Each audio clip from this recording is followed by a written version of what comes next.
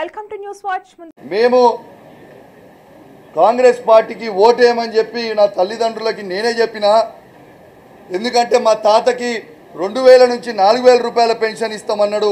కానీ ఆ 4000 రూపాయల పెన్షన్ రాలే, కానీ నా 4 ఎకరాల పొలం మాత్రం ఇవాళ ఎండిపోతా ఉంది అని చెప్పి ఆ చిన్న పిల్లగాడు చెప్తా ఉన్నాడు. చాలా బాధ అనిపిస్తూ ఉంది. ఇలా తెలంగాణ రాష్ట్రంలో రైతాంగం ఎంత ఇబ్బంది పడుతూ ఉన్నారో మీ అందరు కూడా చూస్తూ ఉన్నారు. ఇలా ఎందుకు నీళ్ళు ఇస్తలేరు? ఇలా పంట పొలాలు ఎండిపోతూ ఉన్నాయి, మక్క పరేడ్లు ఎండిపోతూ ఉన్నాయి, పత్తి చేన్లు ఎండిపోతూ ఉన్నాయి. ఇవన్నీ కూడా ఎండిపోతూ ఉంటే వీళ్ళ జలసాలు చేసుకుంటూ వీళ్ళు తిరుగుతూ ఉన్నారు. ఇలా కేసీఆర్ గారి మీద కోపం ఉంటే, మా బీఆర్ఎస్ పార్టీ మీ ఎమ్మెల్యేల మీద మా మీద కోపం ఉంటే మా మీద తీర్చుకోండి, కానీ మా తెలంగాణ రైతాంగం మీద తీర్చుకోవద్దని చెప్పి సందర్భంగా తెలియజేస్తూ ఉన్నాను. ఇలా కేసీఆర్ గారు ఉన్నప్పుడు నీళ్ళు ఎట్లొస్తాయి, ఇలా కేసీఆర్ గారు దిగిపోగానే నీళ్ళు ఎట్లా బంద్ అవుతాయి అని నేను అడుగుతా ఉన్నాను. ఇలా కేసీఆర్ గారు ఉన్నప్పుడు అద్భుతమైన 24 గంటల ఫ్రీ కరెంట్ ఎట్లొస్తుంది, ఇవాళ చక్కగా కరెంట్ ఎందుకు రాదు అని నేను అడుగుతా ఉన్నాను. కేసీఆర్ గారు ఉన్నప్పుడు రైతు బంధు టైంకి ఎట్టబడుతుంది, ఇవాళ రైతు బంధు టైంకి ఎట్టబడదని నేను అడుగుతా ఉన్నాను. ఇవాళ దురదృష్టవశాత్తు ఎవరైనా రైతు చనిపోతే తెలంగాణలో ఆ రైతుకి కేసీఆర్ గారు ఉన్నప్పుడు దినవారం తిరగకంటే ముందే రైతు బీమా ఇచ్చి 5 లక్షలు ఇచ్చి ఆ కుటుంబానికి ఆదుకుంది కేసీఆర్ గారు. ఆనాడు కేసీఆర్ గారు ఉన్నప్పుడు ఎట్లా వస్తాయి, ఇవాళ ఎట్లా రావు అని చెప్పి నేను అడుగుతా ఉన్నాను. ఇలా తెలంగాణ రైతులందరూ కూడా గమనిస్తూ ఉన్నారు. నేను చెప్తా ఉన్నాను, ప్రత్యేకంగా నా హుజరాబాద్ నియోజకవర్గంలో DBM 21, 22, 23, 24 మరియు DBM 29L ఈ DBMతో నీళ్ళు ఇవ్వకుండా ఇబ్బంది పెడతా ఉన్నారు. మా చివరి ఆయకట్టులు మొత్తం ఎండిపోయే ప్రమాదం ఉంది. ఇలా మా కమలాపూర్ మండలంలో అంబాల, శ్రీరాములపల్లి, నేరెళ్ళ, మాదనపేట, గోపాల్పూర్, శనిగరం, ఇలా లక్ష్మీపూర్, ఇలా అదేవిధంగా జమ్మికుంట మండలంలో నగురం, ఇల్లంతకుంట మండలంలో పాతర్లపల్లి, బూజ్నూర్, సీతంపేట, ఇలా వావిలాల, ఇవన్నీ కూడా చాలా ఇబ్బంది పడుతూ ఉన్నాం. ఇలా నీళ్ళు వస్తలేవు. ఖచ్చితంగా నేను అనేక సార్లు ఇలా ఇరిగేషన్ సి గారు మాట్లాడినా, ఇరిగేషన్ డీలకి, ఏఈలకి అందరు కూడా మాట్లాడుతూ ఉన్నా. పంట పొలాలు ఎండిపోయే ప్రమాదం ఉంది. ఎట్టు పరిస్థితుల్లో మీరు కంపల్సరీ నీళ్ళు ఇవ్వకపోతే ఖచ్చితంగా రైతులని తీసుకొని నేను రోడ్ ఎక్కుతా అని చెప్పి కూడా ఈ ప్రభుత్వాన్ని హెచ్చరిస్తా ఉన్నా అని చెప్పి సందర్భంగా తెలియజేస్తా ఉన్నాను. వెంటనే నీళ్లు విడిచిపెట్టండి, రైతులని ఆదుకోండి. రైతులు చివరి ఈ వారం 10 రోజులు మీరు ఇవ్వకపోతే రైతులు కష్టపడ్డ 3-4 నెలలు పడ్డ శ్రమ మొత్తం కూడా వేస్ట్ అయిపోయే ప్రమాదం ఉంది. ఇలా కేసీఆర్ గారి కంటే గొప్పగా చేసే ప్రయత్నం చేయి తప్పితే ఇంకా గొప్పగా చేసే ప్రయత్నం చేయగాని ఇంకా తక్కువ చేస్తే ఇదేం పద్ధతి అని చెప్పి నేను అడుగుతా ఉన్నాను రేవంత్ రెడ్డి గారు. ఇలా ఈ 15 నెలల స్కాంగ్రెస్ పాలన ఎట్లుందంటే ఇవాళ 15 స్కాములు. ఇవాళ సన్న బియ్యం స్కామ్, బుడద స్కామ్, ఇసుక స్కామ్, BRU ట్యాక్స్ స్కామ్, నకిలీ మద్యం scam, RTC ticketing scam, Amrut టెండర్ల స్కామ్, రోడ్ల స్కామ్, TDRల స్కామ్, ఇవాళ కులగన పేరిటిన scam, Swachh bio scam, 4th city పేరిటిన స్కామ్, 20% కమిషన్ పేరిట స్కామ్, కొడంగల్ లిఫ్ట్ కాంట్రాక్ట్ల స్కామ్, లగచెర్ల భూముల స్కామ్. ఈ స్కామ్గ్రెస్ పాలన ప్రజలు మొత్తం కూడా గమనిస్తూ ఉన్నారు. తస్మాత్ జాగ్రత్త అని చెప్పి సందర్భంగా హెచ్చరిస్తూ ఉన్నాను. అదేవిధంగా రేవంత్ రెడ్డి గారు ఒక ముఖ్యమంత్రి అని మర్చిపోయి ఏ విధంగా మాట్లాడుతుర్రో యావత్ తెలంగాణ ప్రజలందరూ కూడా గమనిస్తూ ఉన్నారని చెప్పి సందర్భంగా తెలియజేస్తూ ఉన్నాను. ఇలా ఇంతకుముందు ఆది శ్రీనివాస్ గారు ఇలా మాట్లాడుతూ ఉన్నారు, ఏదో ముఖ్యమంత్రి అంటే చాలా గ్రేటు, ఏదంటే అది చేస్తాడు కేసీఆర్ గారు ముఖ్యమంత్రి పదవి. ఎస్, మాకు పదవులు ముఖ్యం కాదు, మా కేసీఆర్ గారికి తెలంగాణ తెచ్చిపెట్టిందే గొప్ప, పదవులు మాకు గొప్ప కాదు అని చెప్పి కూడా రేవంత్ రెడ్డి గారికి తెలియజేస్తూ ఉన్నాను. ఎస్, తెలంగాణ తెచ్చిందే కేసీఆర్ గారికి కొన్నంత పేరు. అదేవిధంగా కేసీఆర్ గారు ముఖ్యమంత్రి ఉన్నప్పుడు ఈ 10 సంవత్సరాలు ఏ విధంగా కేసీఆర్ గారు అద్భుతమైన అభివృద్ధి చేసిండ్రో యావత్ ప్రపంచానికి చూపించిండు, దేశానికి కూడా కాదు ప్రపంచం మొత్తం తిరిగి చూసేలాగా ఇలా చేసిండని చెప్పి కూడా ఈ సందర్భంగా తెలియజేస్తా ఉన్నాను. ఇలా ఒక ముఖ్యమంత్రి స్థాయి ఉండి సిగ్గు లేకుండా శరం లేకుండా రేవంత్ రెడ్డి గారు ఇలా ఎదుటి ఒక ఎల్ఓపి లీడర్ని చావుని కోరుకుంటారా అండి ఎవరన్నా? నాకు అర్థం కాదు. ఎల్ఓపి లీడర్ చావు కోరుకుంటే ఎంత సిగ్గుచేటు. ఓ ముఖ్యమంత్రి స్థాయిలో ఉన్నాడు చావు గురించి మాట్లాడతాడా? నువ్వు చావాలని ఇంతకుముందు ఇంత వందల మంది ముఖ్యమంత్రులు ఉన్నారు, వందల మంది ఎల్ఓపి లీడర్లు లేరు, కానీ ఎవరు కూడా ఒకరు చావాలని కోరుకోలేదే. ఇంత దరిద్రంగా ఉంటుందా అని చెప్పి నేను అడుగుతా ఉన్నాను. ఇలా ఈ తెలంగాణ రాష్ట్రంలోనే 3 లక్షల పిచ్చి కుక్కలు ఉంటాయి. ఆ పిచ్చి కుక్కలకు అధ్యక్షుడే రేవంత్ రెడ్డి అని చెప్పి ఈ సందర్భంగా మీకు తెలియజేస్తా ఉన్నాను. నువ్వు ఒక్క మాట అంటే మేము 100 మాటలు అంటాం రేవంత్ రెడ్డి గారు. తస్మాత్ జాగ్రత్త అని చెప్పి కూడా హెచ్చరిస్తూ ఉన్నానని చెప్పి ఈ సందర్భంగా తెలియజేస్తూ ఉన్నాను. మొరిగే కుక్కలు మొరుగుతూనే ఉంటాయి, మొరిగే కుక్కలు మొరుగుతూనే ఉంటాయి. కొండను చూసి కుక్కలు మొరుగుతే కొండకు చేట. నేను అడుగుతా ఉన్నాను రేవంత్ రెడ్డి గారు, ఒక్కటి మీరు ఈ తెలంగాణ రాష్ట్రానికి ముఖ్యమంత్రి అనేది మర్చిపోకూడదు. ఇలా తెలంగాణ ప్రజలందరూ కూడా నువ్వు కేసీఆర్ గారు చావాలని నువ్వు కోరుకుంటున్నావు కావచ్చు, కానీ కేసీఆర్ గారు సచ్చే టైప్ కాదు బాబు, గుర్తుపెట్టుకో. కేసీఆర్ గారు చావు నోట్ల తలబెట్టి తెలంగాణ తెచ్చిన వీరుడు కేసీఆర్ అని చెప్పక తప్పదని చెప్పి ఈ సందర్భంగా తెలియజేస్తాం. తెలంగాణ ప్రజలారా ఒక్కసారి ఆలోచన చేయండి. ఇదే కేసీఆర్ గారు లేకపోయి ఉంటే మన తెలంగాణ వచ్చేదా? ఇదే కేసీఆర్ గారు లేకపోయి ఉంటే ఈ తెలంగాణ వచ్చేదా? మళ్ళీ ఇదే తెలంగాణకి రేవంత్ రెడ్డి గారు ముఖ్యమంత్రి అయ్యేదా? నీకు కూడా రాజకీయ భిక్ష పెట్టింది కేసీఆర్ అనేది విషయం నువ్వు మర్చిపోకు రేవంత్ రెడ్డి అని చెప్పి చెప్తా ఉన్నాను. ఇలా ప్రజలు ఏ విధంగా ఉన్నారంటే, నువ్వు ఇచ్చిన 6 గ్యారంటీలు హామీలుతో ఏ విధంగా అయితే నువ్వు ప్రజలకు ఇచ్చినావు, ప్రజలని నమ్మించినావో, నిన్ను నమ్మి ప్రజలు ఓటేసినందుకు ఇలా ప్రజలు పెడుతున్న శాపనార్థులకు కుక్క సాగు చచ్చేది రేవంత్ రెడ్డి అని చెప్పి సందర్భంగా తెలియజేస్తా ఉన్నాను. గ్యారంటీగా చెప్తా ఉన్నాను, ఇది ప్రజలు తెలంగాణ ప్రజలు పెట్టే శాపాలకి కుక్క సాగు చచ్చేది రేవంత్ రెడ్డి అని చెప్పి చెప్పక తప్పదని చెప్పి సందర్భంగా తెలియజేస్తా ఉన్నాను. అదేవిధంగా నిన్న ఒక జర్నలిస్టు పాపం రైతు బంధు రాలేదు అనే ఆవేదనతోని, రైతు రుణమాఫీ కాలేదని ఆవేదనతోని, రైతు నీళ్లు వస్తలేవు నా పంట ఎండిపోతుందని ఆవేదనతోని ఒక రైతు ఒక జర్నలిస్ట్కి ఇంటర్వ్యూ ఇస్తే నువ్వు ఇంటర్వ్యూ తీసుకుంటావా అని ఆ జర్నలిస్ట్ని తీసుకుపోయి కేసులు పెట్టి, అక్రమ కేసులు పెట్టి, నాన్ బెయిలబుల్ కేసులు పెట్టి, ఇబ్బంది పెట్టి ఆ జర్నలిస్ట్ని తీసుకుపోయి జైల్లో పెట్టడం ఎంతవరకు కరెక్ట్ అని నేను అడుగుతాను. జర్నలిస్ట్ మిత్రులారా, మీ అందరు కూడా ఆలోచన చేయరు. మీరు ఎవరిని ఇంటర్వ్యూ చేసినా, మీరు ఏం చూపించినా మిమ్మల్ని జైల్లో పెడతా అంటున్నాడు. ఇది డెమోక్రసీ అని చెప్పి నేను అడుగుతా ఉన్నాను. ఎస్, సిగ్గు లేకుండా జర్నలిస్ట్ని ఎందుకు అంటున్నావు అని నేను అడుగుతా ఉన్నాను రేవంత్ రెడ్డి గారు. నువ్వు చక్కగా పాలన చేస్తే ఆ రైతు నిన్ను తిట్టాడు కదా, ఇదే నీళ్ళు ఇచ్చుంటే ఆయన తిట్టేటోడు కాదు కదా, ఇదే రైతు బంధు నువ్వు ఇచ్చుంటే ఆయన తిట్టేటోడు కాదు కదా, ఇదే రుణమాఫీ 100% నువ్వు చేస్తా అన్నావు చేసి ఉంటే తిట్టేటోడు కాదు కదా, ఇదే నీళ్లు ఇచ్చుంటే పొలాలు ఎండిపోకపోయి ఉంటే నేను తిట్టేటోడు కాదు కదా, జైల్లో పెట్టాల్సింది. గవర్నర్ను అవమానించిన తీరు, గవర్నర్ ప్రసంగమే లేకుండా బడ్జెట్ సమావేశాలు జరిపిన తీరును చూసిన తర్వాత బహుశా నేను గవర్నర్ గారు ఈరోజు నేను అత్యంత గౌరవంతో స్థిరమైన నిబద్ధతతో ప్రతిష్టాత్మకమైనటువంటి సభ సమక్షంలో నిలబడ్డానని గర్వంగా గవర్నర్ గారు చెప్పిండని నేను భావిస్తున్నా.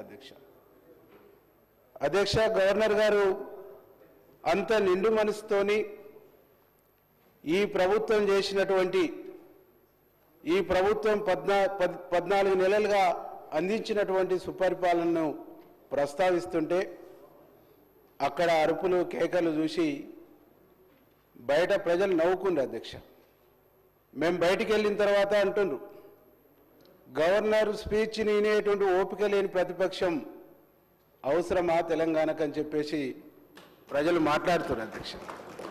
ప్రతిపక్షం అంటే గవర్నర్ ఏం చెప్తుండు, గవర్నర్ స్పీచ్లో ఏమొచ్చింది, ఇంకా ఏం రాలేదు, ఏం మార్పులు, ఏం చేర్పులు, ఏం సూచనలు చేయాలి ప్రభుత్వానికి అని చెప్పేసి విన్న తర్వాత మాట్లాడేటువంటి అవకాశం ఉంటుందని చెప్పేసి సమాజానికి తెలుసు అధ్యక్ష. దానికి భిన్నంగా నిన్న వాళ్ళు వ్యవహరించినటువంటి తీరు చూస్తే నిజంగా వాళ్ళు ఎంత భావదారిద్ర్యంలో ఉన్నారో, ఎంత గందరగోళంలో ఉన్నారో, ఎంత పదవి కోల్పోయిన తర్వాత ప్రభుత్వం లేని తర్వాత ఎంత దీనమైన స్థితిలో ఉన్నారనేటువంటిది ప్రజలు అర్థం చేసుకున్నారు అధ్యక్ష. ముఖ్యంగా గవర్నర్ గారి స్పీచ్లో గడిచిన 14 నెలల్లో ఈ ప్రభుత్వం, మా ప్రభుత్వం, రేవంత్ రెడ్డి గారి ప్రభుత్వం, కాంగ్రెస్ ప్రభుత్వం ఈ రాష్ట్రంలో సంక్షేమ రంగానికి ఇచ్చినటువంటి ప్రాధాన్యతను, సంక్షేమ రంగానికి వేసినటువంటి పెద్దపీటను గడిచిన 10 సంవత్సరాల్లో ఈ రాష్ట్రాన్ని విధ్వంసం చేసి తీవ్రమైనటువంటి ఆర్థిక సంక్షోభంలోకి ఈ రాష్ట్రాన్ని నెట్టివేస్తే ఈ రాష్ట్రంలో ఆర్థిక సంక్షోభం నుంచి బయటపడేసి ప్రజలకు సంక్షేమాన్ని ఇవ్వడానికి మా ముఖ్యమంత్రి గారు జరిగిన నష్టాన్ని రిపేర్ చేస్తున్నటువంటి తీరును, జరిగిన నష్టాన్ని పూడ్చడానికి చేస్తున్నటువంటి ఒక ప్రయత్నాన్ని, ఆర్థిక సంక్షోభం నుంచి ఈ రాష్ట్రాన్ని గట్టెక్కిస్తూ ప్రజలకు సంక్షేమాన్ని అందించడం కోసం చేస్తున్నటువంటి ఒక కృషిని మా ప్రభుత్వం, మా ముఖ్యమంత్రి గారు, మన ముఖ్యమంత్రి గారు, మన మంత్రులు చేస్తున్నటువంటి కృషిని మనస్ఫూర్తిగా అభినందిస్తున్నారు అధ్యక్ష. ప్రభుత్వం రాగానే వచ్చిన వెంటనే మహిళలకు ఉచితంగా ఆర్టీసీ బస్సు, 5 లక్షలు ఉన్నటువంటి ఆరోగ్యశ్రీని 10 లక్షలకు చేసి పేదవాడికి వైద్యం అందించేటువంటి గురుతరమైనటువంటి బాధ్యతతో ఈ ప్రభుత్వం ముందుకు పోతుంటే ఈ ప్రభుత్వానికి, ముఖ్యమంత్రి గారికి, మంత్రులకు ఉన్న విజన్ను ప్రజలు గమనిస్తారు అధ్యక్ష. ప్రజలు అర్థం చేసుకుంటారు. ప్రజలు ఈరోజు ఒకటే భావిస్తున్న అధ్యక్ష, తెలంగాణ రాష్ట్రాన్ని తెచ్చినాం, తెలంగాణ రాష్ట్రం రావడానికి పేటెంట్ మాదని చెప్పిస్తున్నటువంటి వాళ్ళు చేసింది ఏందనేటువంటిది కూడా ఈరోజు ప్రజలు ఆలోచిస్తున్నారు అధ్యక్ష. తెలంగాణ ఉద్యమాన్ని నాకు ఒక పెద్ద ఆయన చెప్పింది అధ్యక్ష, నిన్న అసెంబ్లీ నుంచి బయటకు పోగానే, తెలంగాణ ఉద్యమాన్ని సజీవంగా నిలబెట్టింది కాంగ్రెస్ పార్టీ. సందర్భం వచ్చినప్పుడల్లా కొవ్వొత్తులాగా కరిగిపోతూ కాంగ్రెస్ పార్టీ స్వపక్షంలోనే విపక్షంలాగా తెలంగాణ ఉద్యమాన్ని సజీవంగా నిలబెట్టి విజయ తీరాలకు చేర్చింది కాంగ్రెస్ పార్టీ అని చెప్పేసి చాలా మంది పెద్దలు సగర్వంగా ఇవాళ ప్రకటిస్తారు అధ్యక్ష. సకల జనుల సమ్మె అయిపోయిన తర్వాత తెలంగాణ ఉద్యమానికి విరామం వస్తుందన్నటువంటి సందర్భంలో మా మంత్రి గారు కోమటిరెడ్డి వెంకరెడ్డి అన్న గారు మంత్రి పదవి త్యాగం చేసి మళ్ళీ తెలంగాణ ఉద్యమానికి జీవం పోసిండు అనేటువంటిది కూడా మా జిల్లా ప్రజలు గర్వంగా చెప్తున్నారు అధ్యక్ష. అంతేకాదు అధ్యక్ష, అధికార పక్షం నుండి మా పొన్నం ప్రభాకర్ అన్న, వివేక్ అన్న, మా రాజగోపాల్ అన్న పార్లమెంట్లో కొట్లాడి తెలంగాణను తీసుకొచ్చారు. మా అమ్మ సోనియమ్మ వీళ్ళ బాధను, వీళ్ళ కష్టాల్ని, వీళ్ళ కన్నీళ్లను చూసిన తర్వాత తెలంగాణ ఇస్తున్నాను, తెలంగాణను మీరు దేశంలో ఒక రోల్ మోడల్గా తీర్చిదిద్దుకోండి అని చెప్పేస్తే ఏం చేసిరు అధ్యక్ష? వీళ్ళు గడిచిన 10 సంవత్సరాల్లో ఏం చేసిరు అధ్యక్ష? నిన్ననే నేను ఒక పేపర్లో చూసిన అధ్యక్ష, కేంద్ర ప్రభుత్వం సంబంధించినటువంటి లెక్కల ప్రకారం హైదరాబాద్లో 1000 మంది చేతుల్లో 20 లక్షల కోట్ల రూపాయల ఆస్తులు పోగై ఉన్నాయని చెప్పేసి లెక్కలు ఉన్నాయి అధ్యక్ష. 20 లక్షల కోట్ల రూపాయలు ఆర్థిక సంపద ఒక 1000 మంది చేతుల్లో ఉందని చెప్పేసి లెక్కలు చూసిన అధ్యక్ష. ఆ 1000 మంది ఎవరు అధ్యక్ష? గడిచిన 10 సంవత్సరాల్లో పాలనలో ఉన్నటువంటి వివిధ స్థాయి లీడర్లు కాదా అధ్యక్ష? ఇది తెలంగాణ సమాజం మొత్తం ఆలోచిస్తలేదా అధ్యక్ష? ఇంత విధ్వంసం చేసి, ఇంత విధ్వంసాన్ని సృష్టించి ఈరోజు మా ప్రభుత్వాన్ని, మా ముఖ్యమంత్రిని, మా మంత్రుల్ని రకరకాలుగా మాట్లాడుతుంటే తెలంగాణ సమాజం గమనిస్తుందని చెప్పేసి ఈ సందర్భంగా నేను తెలియజేస్తా ఉన్నా అధ్యక్ష. ఈరోజు రియల్ ఎస్టేట్ రంగం కుదేలైంది. తెలంగాణలో కాంగ్రెస్ వచ్చిన తర్వాత రియల్ ఎస్టేట్ రంగం మొత్తం కూడా నాశనమైందని చెప్పేసి చెప్తున్నా అధ్యక్ష. నేను ఈ సందర్భంగా ఒకటే చెప్తున్నా అధ్యక్ష, హైదరాబాదులో 15 లక్షల సంబంధించినటువంటి ఇండ్లు కట్టి అమ్మకానికి సిద్ధంగా ఉన్నాయి అధ్యక్ష. ఈ 15 లక్షల ఇండ్లకు పర్మిషన్లు ఇచ్చింది కొన్ని రియల్ ఎస్టేట్, కొన్ని బిల్డర్స్, వాసవి కావచ్చు, ఇంకా అనేక రకాల వాళ్ళ చెప్పు చేతుల్లో ఉన్నటువంటి వాళ్లకు అడ్డగోలుగా కమిషన్ల కోసం పర్మిషన్లు ఇచ్చి ఈరోజు ఈ రాష్ట్రాన్ని ఆర్థికంగా దివాలా తీపించినటువంటి క్రమాన్ని కూడా మనం అర్థం చేసుకోవాలని చెప్పేసి సందర్భంగా నేను గుర్తు చేస్తా ఉన్నా అధ్యక్ష. ఇట్లనే చెప్పుకుంటూ పోతే ఈ రాష్ట్రాన్ని 20 సంవత్సరాలు మేమే పరిపాలిస్తాం, 20 సంవత్సరాలు మేమే అని చెప్పేసి పదే పదే గత పాలకులు గత ప్రభుత్వంలో మాట్లాడినటువంటి సందర్భం ఉంది అధ్యక్ష. వీళ్ళు చేసినటువంటి స్కీములు, వీళ్ళు తీసుకొచ్చినటువంటి గతంలో తీసుకొచ్చినటువంటి స్కీములు ఓట్ బ్యాంక్ రాజకీయాలకు సంబంధించినటువంటి అనుకూలమైనటువంటి స్కీమ్లు తీసుకొచ్చారు తప్ప తెలంగాణ దశ మార్చేటువంటి ఒక్క స్కీమ్ను కూడా తీసుకురాలేదని ఈ సందర్భంగా నేను గుర్తు చేస్తా ఉన్నా అధ్యక్ష. ముఖ్యంగా ఇరిగేషన్ ప్రాజెక్టులకు సంబంధించి చూస్తే ఇరిగేషన్ ప్రాజెక్టులు మొత్తంగా దక్షిణ తెలంగాణను ఎండబెట్టిర్రు, దక్షిణ తెలంగాణ ప్రాజెక్టులపైన వివక్షత చూపించారు, దక్షిణ తెలంగాణకు నీళ్ళు ఇవ్వాలనేటువంటి ఆలోచన లేకుండా చేశారు. దక్షిణ తెలంగాణలో ఒక్క ప్రాజెక్టు అంటే ఒక్క ప్రాజెక్టు పూర్తి చేసినటువంటి దాఖలాలు లేవు, నీళ్ళు ఇచ్చినటువంటి దాఖలాలు లేవు అధ్యక్ష. ఈ 14 నెలల్లో మన ప్రభుత్వం, కాంగ్రెస్ ప్రభుత్వం, ప్రజాప్రభుత్వం వచ్చిన తర్వాత మా బ్రాహ్మణ వెల్లాంల ప్రాజెక్టు ఈరోజు రైతులు కాలువల ద్వారా నీళ్లు నింపుకుంటారు అధ్యక్ష. నిన్నగాక మొన్న మా రాజగోపాల్ అన్న కాన్స్టిట్యున్సీ కూడా నీళ్ళు అందినాయి అధ్యక్ష. తపన ఉంటే, కమిట్మెంట్ ఉంటే, ప్రజల పట్ల రైతుల పట్ల చిత్తశుద్ధి ఉంటే ఏమి చేయొచ్చు అని ఈ 14 నెలల కాలంలో మా ఉత్తమ్ కుమార్ రెడ్డి అన్న గారు, మా కోమటిరెడ్డి వెంకరెడ్డి అన్న గారు మా జిల్లాల చేసి చూపించిందని చెప్పేసి సగర్వంగా ఈరోజు నేను ఈ సభ ముందు చెప్తున్నా అధ్యక్ష. అట్లాగే మా బ్రాహ్మణ వెల్లంలతో పాటు మా పిల్లాయిపల్లి, ధర్మారెడ్డి కాలువలు గడిచిన ప్రభుత్వంలో గడిచిన పాలకులు ఆ కాలువలకు టెండర్లు పిలిచి ప్రాజెక్టులు కాకుండా టెండర్లను సంబంధించిన వాళ్ళ బినాములకు ఇచ్చుకొని గందరగోళం చేసిరు తప్ప నీళ్ళు ఇచ్చినటువంటి దాఖలాలు లేవు అధ్యక్ష. ఆనాడు ఆ ప్రాంతంలో చెప్తారు, రాజగోపాల్ అన్న గారు తన సొంత ఖర్చులతోని సొంత జేసీబీలతోని నీళ్ళు ఇచ్చిందని చెప్తారు. కానీ ఈరోజు ప్రజాపాలన వచ్చిన తర్వాత, ప్రజాప్రభుత్వం వచ్చిన తర్వాత ఆ ప్రాంతానికి పిల్లాపల్లి ద్వారా నీళ్ళు ఇస్తున్నామని చెప్పేసి ఈ సందర్భంగా మేము తెలియజేస్తా ఉన్నాం అధ్యక్ష. ఈ విషయాన్ని గవర్నర్ గారు ప్రస్తావించడం చాలా గర్వంగా మేము ఫీల్ అవుతున్నాం అధ్యక్ష, జిల్లా ప్రజలుగా. దాంతోపాటు మూసీ విషయాన్ని కూడా గవర్నర్ గారు స్పీచ్లో ప్రస్తావించారు అధ్యక్ష. ఈ మూసీ అనేటువంటిదే మాకు జీవనది, ఈ మూసీ అనేటువంటిదే నల్గొండ ప్రజలకు జీవనది, బుక్కెడు బువ్వ పెట్టేటువంటి ఈ ప్రాజెక్ట్ అని చెప్పేసి చెప్తా ఉన్నా. ఈ మూసీ నీళ్లు ఈరోజు మేము చెరువులు నింపినాం అధ్యక్ష. చెరువులు నింపినాం కానీ గ్రౌండ్ వాటర్ పెరుగుతలేదు. గ్రౌండ్ వాటర్ పెరగకపోవడానికి కారణం ఏంటంటే ఈ మూసీ నీళ్లు బాగా చిక్కగా ఉండటం మూలంగా భూమిలోకి ఇంకుతలేవు, గ్రౌండ్ వాటర్ పెరుగుతలేదు. కాబట్టి ఈరోజు ముఖ్యమంత్రి గారు మూసీని ప్రక్షాళన చేస్తామని చెప్పటం, మూసీ ప్రక్షాళన కోసం ప్రణాళిక రచించడం మా జిల్లా ప్రజలు, మా ప్రాంత ప్రజలు చాలా గర్వంగా ఫీల్ అవుతుందని చెప్పేసి ఈ సందర్భంగా మేము తెలియజేస్తున్నాం అధ్యక్ష. గవర్నర్ గారు కూడా మూసీ ప్రక్షాళనను ప్రస్తావించడం, మా ప్రాంత ప్రజలు కూడా ఇది తొందరగా ముఖ్యమంత్రి గారు యుద్ధ ప్రాతిపదిక మీద చేస్తారనేటువంటి ఒక విషయాన్ని ఈ సందర్భంగా ప్రజలు భావిస్తున్నారనేటువంటి విషయాన్ని నేను తెలియజేస్తా ఉన్నా అధ్యక్ష. ఇంకా నేను చెప్పుకుంటూ పోతే ఈరోజు కులగణన దాదాపు దశాబ్దాల తరబడి ఎస్సీ ఏబిసిడీల వర్గీకరణ అనేటువంటిది చాలా ఏళ్ల తరబడి ప్రజలు ఎదురు చూస్తున్నటువంటి అంశం అధ్యక్ష.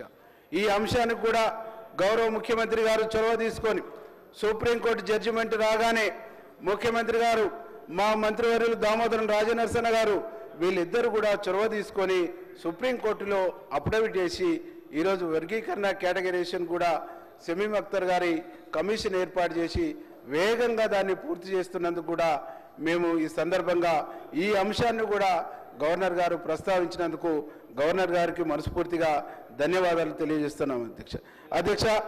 ఇంకా ప్రజలందరూ కూడా ఈరోజు ఒకటే కోరుకుంటున్నారు అధ్యక్ష, గౌరవనీయులు ముఖ్యమంత్రి గారు ఈ రాష్ట్రాన్ని, ఈ రాష్ట్ర ప్రభుత్వాన్ని ముందుకు తీసుకుపోతున్నటువంటి క్రమంలో ముందుకు నడుపుతున్నటువంటి క్రమంలో సంక్షేమాలు ఒక్కటిగా సంక్షేమ పథకాలు అమలు చేస్తున్నటువంటి క్రమంలో ఎంత ఆర్థిక ఒత్తిడి ఉన్నా, ఎన్ని ఆర్థిక ఇబ్బందులున్నా 4 రోజులు ఆలస్యమైతే అయింది, కానీ 6 గ్యారెంటీల్ని 100% ఇంప్లిమెంటేషన్ చేస్తామనేటువంటి ఒక విశ్వాసాన్ని, నమ్మకాన్ని ప్రజలకు కల్పించిందనేటువంటి విషయాన్ని ఈ సందర్భంగా నేను గుర్తు చేస్తా ఉన్నా అధ్యక్ష. రైతులకు సంబంధించి రైతులకు సంబంధించినటువంటి రుణమాఫీ ఏకకాలంలో 20,000 కోట్ల రూపాయల వరకు రుణాలు మాఫీ చేసినటువంటి ప్రభుత్వం బహుశా దేశంలోనే తెలంగాణ ప్రభుత్వం అని చెప్పేసి సగర్వంగా ఈ సందర్భంగా నేను గుర్తు చేస్తా ఉన్నా అధ్యక్ష. గతంలో రుణమాఫీ చేసిరు, ఆ రుణమాఫీ కూడా 4 విడతలుగా చేసిరు. అయినటువంటి రుణమాఫీ కూడా 90% వడ్డీలకు సరిపోయింది తప్ప రైతులకు ఒనగురింది కూడా ఏం లేదు. దాంతో పాటుగా రైతులకు ఇచ్చినటువంటి